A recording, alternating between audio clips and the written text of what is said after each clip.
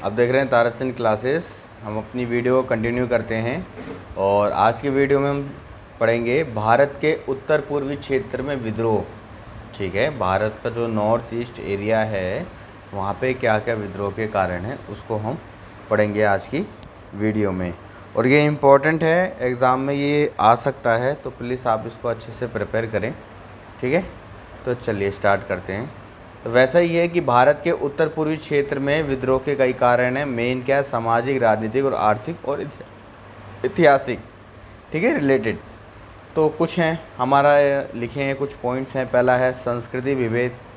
हर देखो, चाहे ज़रूरी नहीं कि भारत के उत्तर पूर्वी हो, जितने भी क्षेत्र हैं, कहीं भी कोई भी देश का किसी भी इलाके का हो, मेन पॉइंट्स तो यही रहते हैं। सामाजिक, राजनीतिक, आर्थिक और ऐतिहासिक। मेन रहता है ऐतिहासिक। ठीक है, इतिहास और राजनीति ये मेन तो आपको मिलेंगे ही मिलेंगे, कहीं ना कहीं कॉमन तो ये हैं ही हर जगह। कहीं चाहे प्रोटेस्ट हो, कैसा भी हो, वहाँ मेन रीज़न तो यही चलते हैं। ठीक है, तो कभी ये मत सोचना कि ये नंबर रिपीट हो रहे हैं, और बल्कि अच्छी बात है कि आपको आंसर लिखने में हेल्प होगी। ओके, तो समझ रहे हो मेरी बात? तो चलिए हम इसको समझते हैं। अपना सांस्कृतिक विभेद उत्तर पूर्वी क्षेत्र में भारत का। ठीक है, उत्तर पूर्वी भारत के एक विविध सांस्कृतिक है, यानी कि उत्तर पूर्वी जो है यहाँ पे बहुत ज़्यादा कल्चर डिफरेंस पाया जाता है। जातिगत विभाजन, ठीक है, और लास्ट चैप्टर्स में आपने देखा भी है।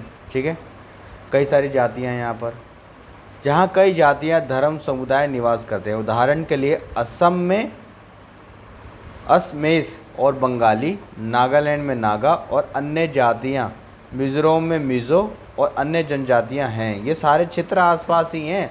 ठीक है, ज़्यादा डिफरेंट नहीं है और ना ही ज़्यादा दूरी इन क्षेत्रों में, सब एक दूसरे से जुड़े हुए हैं। और फिर भी देखो कितना डिफरेंट स्टेट है यहाँ पे कास्ट का।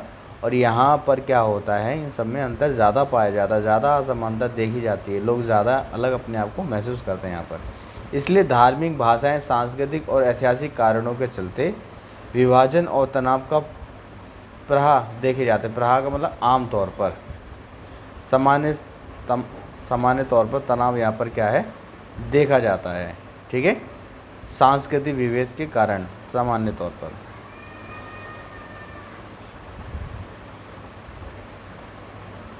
देखे जाते हैं। ठीक है, अगला है हमारा सामाजिक कारण। उत्तर पूर्वी भारत का समाज विविधताओं से भरा हुआ है। यहाँ कई जातीय धर्म, वही चीज़ है, थोड़ा उसको कम शब्दों में लिख दिया है। यह विभिन्नता एक समझौता का विषय बन चुकी है।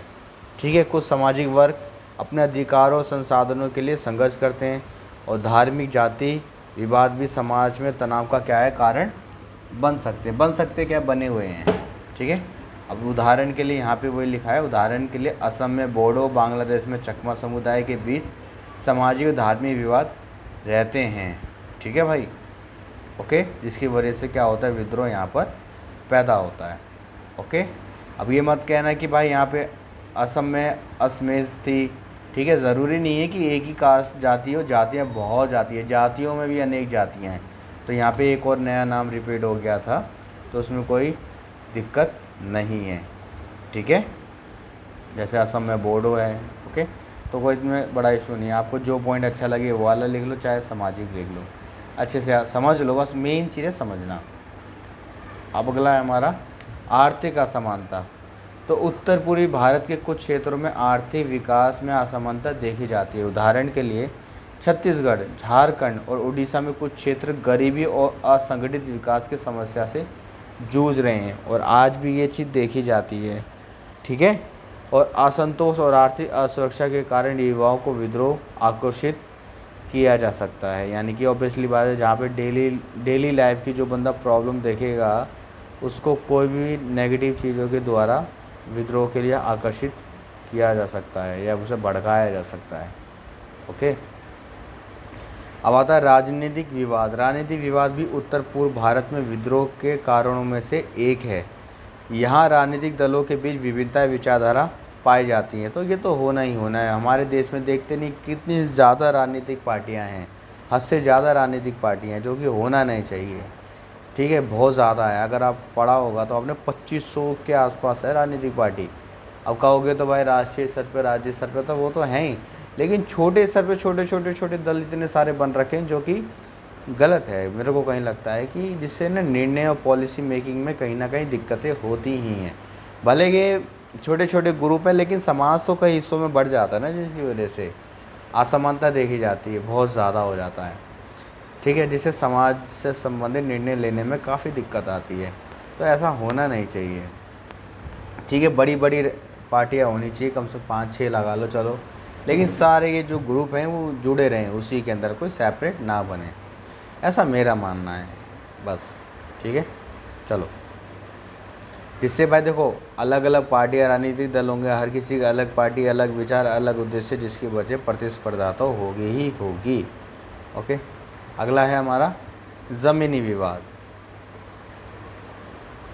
उत्तर पूर्वी भारत में ज़मीन संबंधी मामले भी विद्रोह के एक महत्वपूर्ण कारण हो सकते हैं, जहां भूमि के स्वामित्व, ज़मीन उपयोग, भूमि संबंधी अधिकारों पर विवाद हो सकता है। परिणाम स्वरूप विद्रोह और तनाव का कारण बन सकता है, क्योंकि यहाँ पे ज़मीन अधिकार और कब्ज़ा, ये सारी एक्टिविटीज़ होती हैं, जिसकी वजह से विद्रोह तो भाई होगा ही होगा। ज़रूरी नहीं कि उत्तर पूर्वी की ज़मीन हो, किसी भी इलाके की हो, कोई किसी की ज़मीन पर कब्ज़ा करेगा तो विद्रोह तो होगा ही। अगला है हमारा सीमा विवाद। उत्तर पूर्वी भारत में के आसपास सीमा अवधि विवाद भी एक प्रमुख कारण है। यहाँ भारत, म्यांमार, बांग्लादेश, भारत नेपाल सीमाओं पर विवाद है और आज भी है, जिसके कारण इन इलाकों में भी तनाव देखने को मिलता है, क्योंकि ज़्यादा दूर थोड़ी है, सब पास में ही है और स्मगलिंग वगैरह भी यहीं से होके निकल जाती है, जिसकी वजह से यहाँ पर तनाव और विद्रोह की स्थिति क्या होती है, बनती है। ओके, अब आता भौगोलिक कारण। भौगोलिक, ठीक है, वो ये ज़मीनी और भौगोलिक ऑलमोस्ट एक जैसे ही, कोई अलग नहीं है, लेकिन यहाँ पे थोड़ा नेचर के हिसाब से बोला है।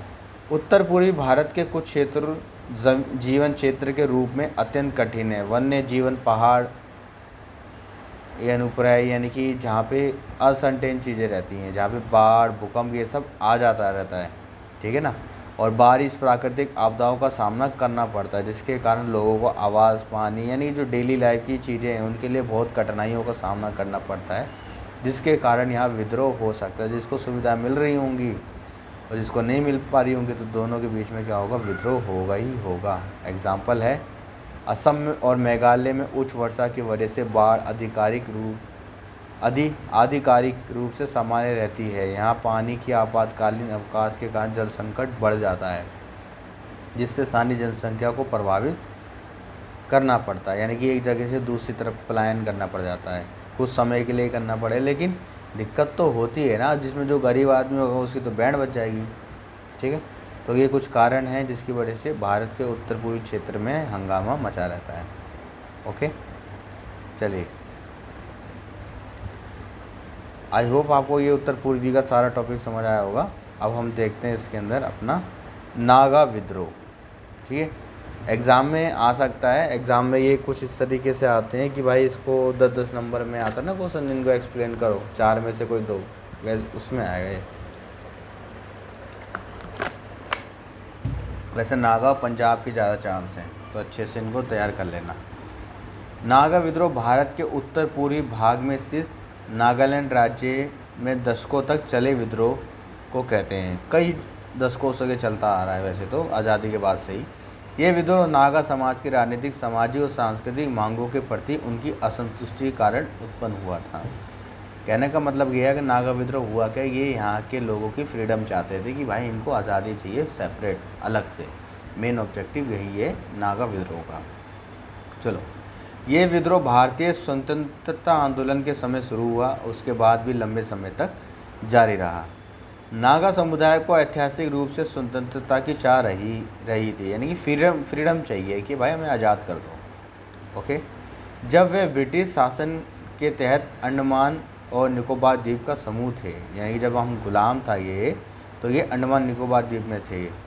ठीक है, स्वतंत्रता आंदोलन के समय नागा समुदाय के नेता अपनी स्वतंत्रता की मांग को लेकर सशस्त्र संघर्ष शुरू कर दिया, यानी कि फाइट होती थी यहाँ पर, आर्मी वेपन से, एक तरह से कह सकते हो।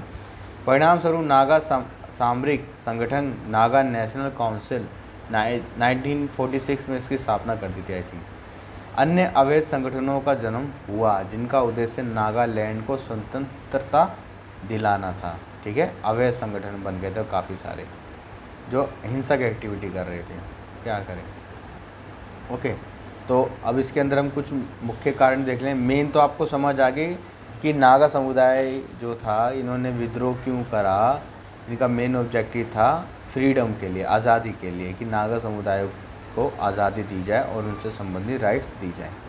तो मुख्य कारण वही है, आजीविका और आर्थिक मांगे, कि नागालैंड राज्य के कई हिस्सों में गरीबी और आर्थिक असमानता देखी जाती है। कृषि, पशुपालन और बेरोजगारी की समस्या आम है और नागा समुदाय के युवा वर्ग में असंतुष्टि बढ़ती है। ओबियसली बात है, जहाँ समानता होगी तो असंतुष्टि तो होगी। ऐतिहासिक विवाद, नागा समुदाय को अपनी ऐतिहासिक और सांस्कृतिक पहचान के लिए मान्यता चाहिए और अपनी स्वतंत्रता की अपनी इच्छा जो उन्हें ब्रिटिश शासन के समय जुड़ी हुई थी, यानी कि उनको अपने कल्चर से संबंधित सारे राइट्स चाहिए कि हम अपने हिसाब से सारी चीज़ें कर सकें और अपना कल्चर बचा सकें। राजनीतिक असंतुष्टि, राजनीतिक विवाद और सत्ता के लिए प्रतिस्पर्धा भी नागा विद्रोह के मुख्य कारणों में से एक है। तो सत्ता नहीं मिलेगी तो सारे राइट्स कैसे मिलेंगे। नागा समुदाय को अधिक आयोग की मांग और स्वयं शासन के प्रति आपातकालीन रूप से असंतुष्ट थे, यानी कि जो भी उस टाइम जो व्यवस्था बनाई गई थी इमरजेंसी के टाइम या एकदम से जो भी इन विद्रोह को शांत करा दे, उससे ये खुश नहीं थे गवर्नमेंट के डिसीजन से। इसलिए उन्होंने कहा भाई हमें भी अपनी सत्ता में अपना राइट्स चाहिए तो चाहिए। तो उपरोक्त कारणों से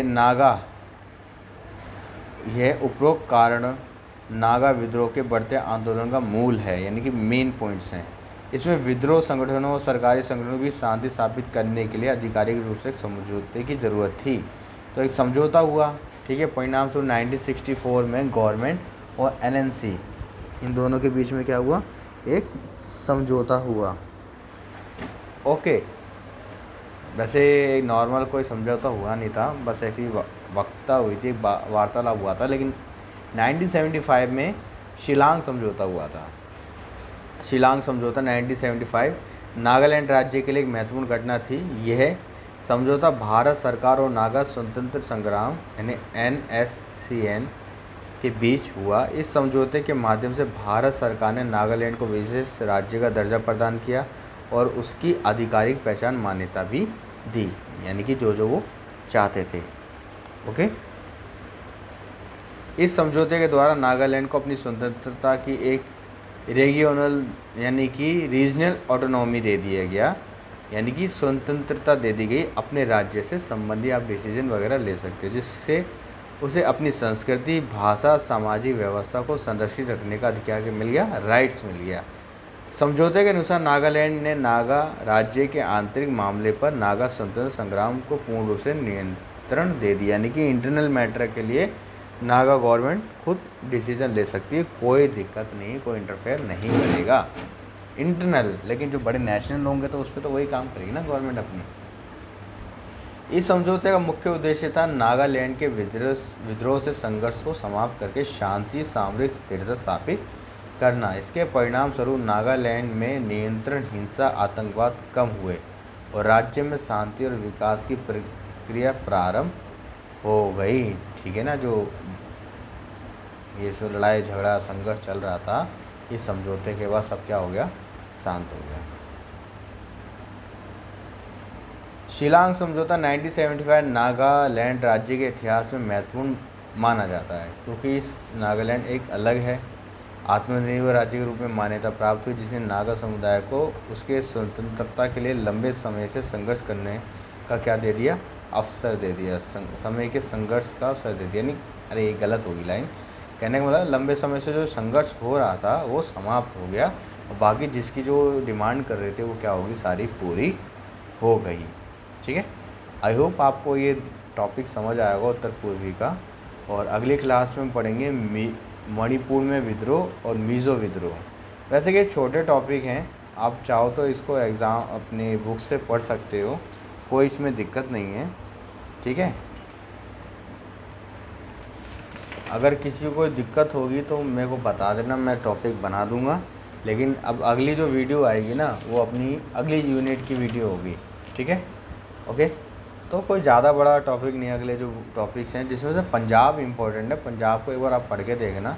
अगर फिर भी आपको लगता है कोई ज़रूरत है तो मैं वीडियो बना दूँगा, ठीक है। चलिए।